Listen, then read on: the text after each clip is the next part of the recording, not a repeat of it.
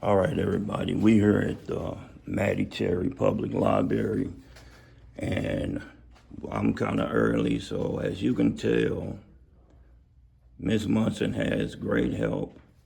I would like to finally get an introduction from her campaign manager, if you don't mind speaking and giving a word of for some of those that may not understand the role of a campaign manager. Would you explain that? Because we tell the young people to get involved, but if we, as older generations, don't understand the roles that we're saying that needs to be filled, could you possibly educate us on that? Yeah, so as the campaign manager, I'm essentially the one in charge of just the staff, the strategy, putting everything together. Um, you know, we're just kind of in charge of making sure all the pieces are moving and that everyone's doing their job and making sure, Leader Munson gets to where she needs to be and, she's doing all the things and just making it to where she can meet as many people as possible and I take care of a lot of the details. Now, as the campaign manager, I must ask, what convinced you or what gave the idea of let's make sure that we put a focus on Southeast Oklahoma? Well, so we're trying to make it to all 77 counties. We're getting pretty close, and we believe that every area of the state's important, including Southeast Oklahoma. We were just in the Panhandle a few weeks ago. We'll be in Northwest Oklahoma again next week, going to Southwest Oklahoma. We still go, to the big cities, but we also believe that, there are Oklahomans everywhere who need to be listened to and heard, and that's kind of the mantra of the campaign is we're just going anywhere and talking with everyone. All right. Now you heard from the campaign manager. Now this other young lady, she's the one that I have seen what I call the worker bee. She's the one that kind of makes sure that everything that he need executed, she looks like the one that does the leg work. So I would like for her to explain her role, maybe what the name of her role is. Yeah, I'm Caroline. I'm the finance assistant, so I work on the finance team. So in the campaign, we have a bunch of like little departments. So I'm in the finance team, so I work all of like the events. I handle the money. I work on fundraising money. We do call time, and right now I'm setting up the table with like sign-up sheets or walk cards and everything, organizing everything, and I travel with her, so it's fun to travel around the state, see Oklahomans. I'm from Norman, so it's nice to see the state that we're trying to make a difference in. So Now I'm just gonna make an assumption here. okay. Well, better yet, I'm not gonna make an assumption. Okay. What leadership generation do you fall in? Millennial, Gen Z, which one? Gen Z. Now, as a Gen Z, I must say, what inspired you to get in this role?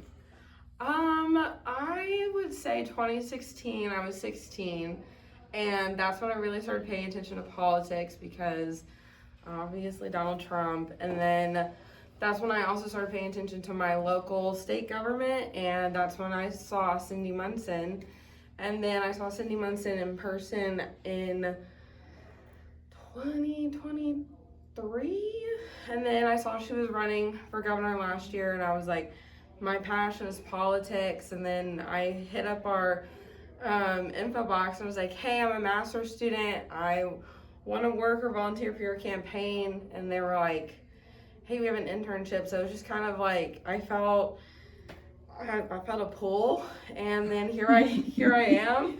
I always knew I wanted to make a difference in whatever job and career I was in, and this was something that I felt like if I worked for a leader who had a passion and had a motivation to create change, if I worked for them to push them to see everyday Oklahomans and get their word out, that's good for me. So it inspired me, especially as Gen Z. We young voters have one of the worst voter turnouts. So if I can go speak to my age group and tell them that's important for us, because when the older generation is the one making decisions for us, when we're the ones going to be impacted in the future, I can also spread my word, my reasonings. So that's why, my why. So Okay. Now, as a Gen Xer myself, I must ask you to give your viewpoint on this statement that I'm about to make.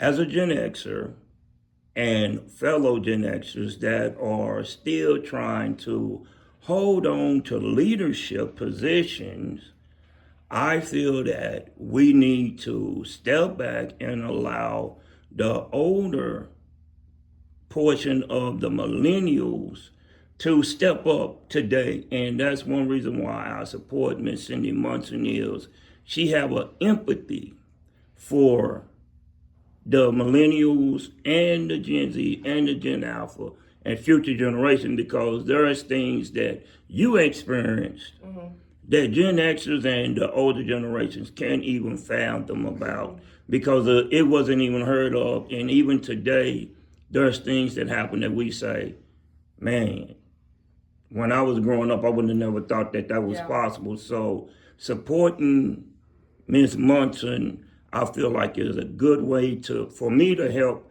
bridge that gap. absolutely, I agree with that.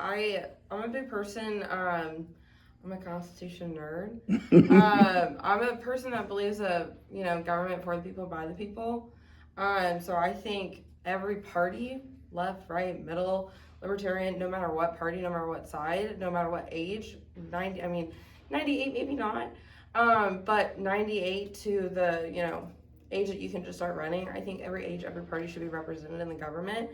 And I think my age group should start stepping up, and I think maybe 98 should start stepping down. But I think every age group should be represented, every party should be represented, because that's how we know the people, and that's how we know what people need. My age group needs help getting a job.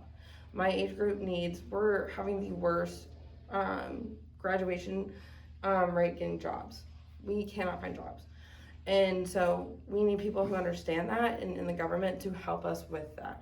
And so people that are older, they've lived longer. They know life better. Well, not better, but they know life, have lived longer. So it's like when all of us come together and work together and create policies that help everyone, I think that's what government should be. So I completely agree with your statement. Now, I have done a lot of research, a lot of reading for purposes that I just wanted to have a better understanding. And one of the things that I saw was that Gen Z was considered the digital natives and also the liquid generation. And could you touch on why you feel that that's important for that leadership distinction? When you say liquid generation, Yes, they say liquid generation because for you all, like Gen X, it was simple. Go to school, get your degree, get a job, buy a home, buy a car, settle down, and you're done. Gen Z, go to school, possibly graduate into this field today, but by the time you get there, it's gone. So you got to be flexible to bounce around just to live. Yeah. I think it's just interesting. I mean, I